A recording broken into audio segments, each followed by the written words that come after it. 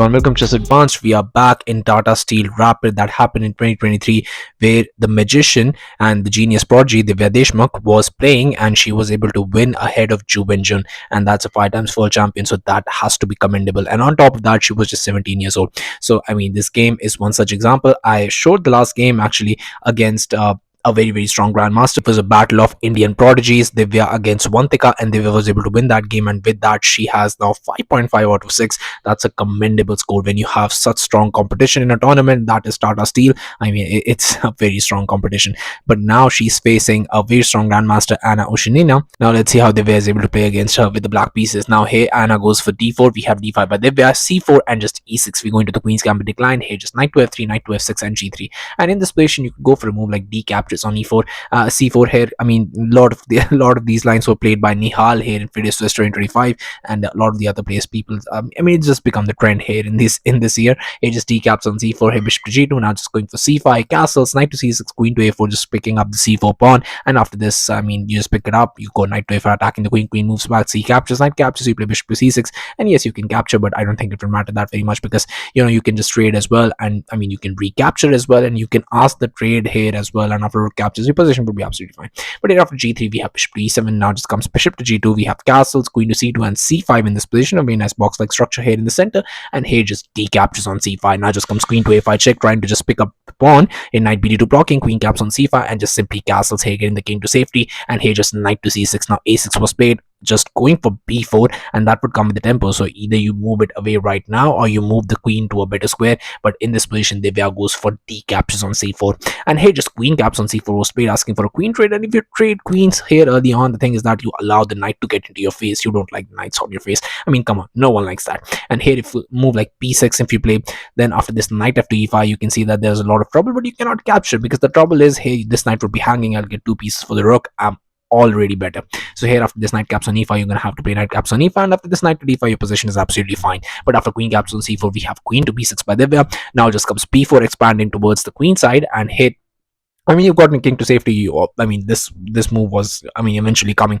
But now here just e5, and e5 is a beautiful move, and Divya goes all engine here on Anna. In this position, just bishop to b2 was played, but now the best engine move, bishop to e6, here queen to c2. But again, the best engine move, rook a to c8. When the engine move starts flowing naturally, you're cooked when you're playing against someone who sees tactics like an absolute hawk. Here just queen to b1 was played, but now just comes rook f to d8, here rook to c1, but now just comes knight to d4, getting the knight very nicely centralized. Here just knight caps on d4, rook caps on c1 first, a nice position, so queen captures, e captures, and just knight to e4.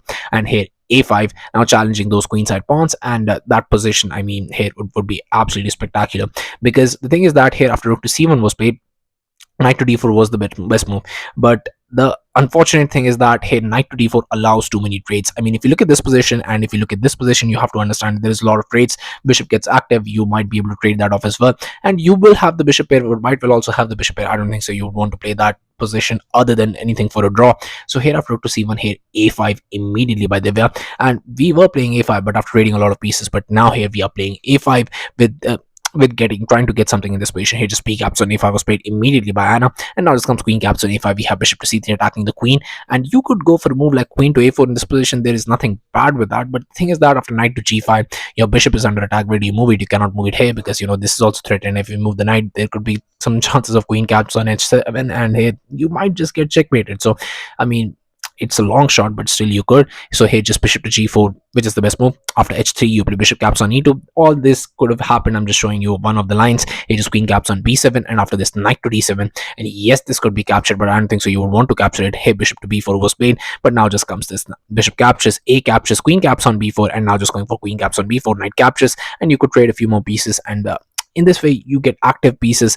Maybe you'll be able to do something in the end game. It's still trading a lot. Yes, you can trade here as well, and after rook captures, I mean, here rook is jumping in, so that is kind of bad. But the thing is that here, I mean, this is the best you can get in this position, because the position has reached to a place where both players, it's an open position. That's what you have to understand. But you are up a pawn, so you might be able to push something for a win other than a draw. But the thing is that, I mean, most likely with best play it should be a draw. But here after bishop to c3, we have queen to a7, and that feels a little bit passive, but the position is absolutely fine. Here just knight to g5, we have bishop to g4 attacking that pawn. and that pawn is undefended. You could push it, but hey, just queen to b3, not worrying about pawns in this position, and you are threatening to pick up the f7 pawn, so you have to be a little bit careful. And now you could go for a passive defense in this position with the rook to f8, and rook to f8 seems like a bad move. I mean, why are you putting the rook back again to the initial square? But the thing is that you sometimes have to, even in some lines of Rulo pace, when you go for that knight move and somewhere along the line you can have to, move the rook back and forth to try and defend your f2 pawn. But in this position, I mean, you have to understand you have to go for this, because after e3 now just comes knight to d7. After knight g to f3, you most likely play this bishop to e6, attacking the queen. Queen moves back, and after rook f to d8, you will get this decent position where the knight could potentially jump back in. But the thing is that it's a long shot, because bishop is already on this diagonal and you don't gain much here. And you could capture this, but somewhere along the line I might be able to get my queen active. I might be able to move the bishop to a better square, maybe just back to g4, and position would be absolutely fine. But after queen to b3, we have bishop to h5 by Divya, and this allows white a little bit of counterplay. But here, I mean, Anna was not able to capitalize on that in this position. Here, e3 was played by Anna, and e3 is a passive move, and you can see here just h6 was played, but now knight g to e4, and Anna is just basically saying that, asking for a draw in this position. And if you trade, that's exactly what happens. But just knight to d5 was played by Divya, still trying and still pushing for a win, as she always does. Here, just knight to c4. Now just comes knight caps on c3. We have knight captures, knight to a5, attacking the queen and also the knight. So you have to trade knight captures, queen captures. But the thing is that this position with every trade is turning more into a draw. Here, knight to d5 was played, but now just comes this rook captures, or very nice fish and souk. Rook captures, queen caps on a3, and just bishop knight caps on e7 with a check. Queen captures on e7, and here just going for queen caps on b7. And the thing is that here everything has been traded off, and this position is turning out to be a draw. Here just queen caps on b7 was played, bishop caps on b7, and here after rook to d1 check, here both players agreed to a draw. Might seem like not an optimum result, where they had chances, she could have pushed, but the thing is that this position turned out to be a draw the minute you just asked for all those trades. And I mean, you have to push, you have to just trade there, because if you play a passive move and try to defend, and then the position turns not in your favor, then I don't think so you would want to do something like that.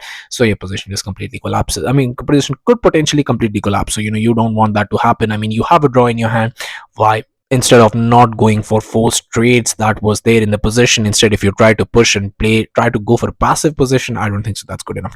If there were some chances, I think they would have capitalized on that, but if there isn't, I think it's better not to push, because then you get into situations you don't want to. And in this position, even a draw is very nice for Divya, because now she is on 6 out of 7, and she is the sole leader of the tournament at just 17 years of age. I mean, showing absolute potential to the rest of the world, showing that even these genius prodigies can achieve something like this. And even when the world chess champion in the is still in the tournament playing, and you are the one on the top, that's a great feeling to have. When in a single tournament you have more score than the world champion, and you are just 17 years of age, I mean, the world definitely notices. And I mean, it's not just about the world, it's about the exposure as well. You want the sponsors to notice that as well, that there is a talent brewing here at just 17 years of age, getting all of this exposure, that this person might just become the legend of chess, like you did Polgar, like Tal, like Moffy, like Capablanca. And when you see that potential in someone at just 17 years of age, and I mean, after this, I mean, after 2023, we can see the graph has been just in the upper side for Divya, and she has been playing spectacular chess, showing to the rest of the world that this is a world chess champion in the making every single day. So yeah, thank you for watching. I'll be coming back with games like these, so stay tuned to the channel, stay updated, and I'll be seeing you guys very, very soon. Thank you very, very much for watching.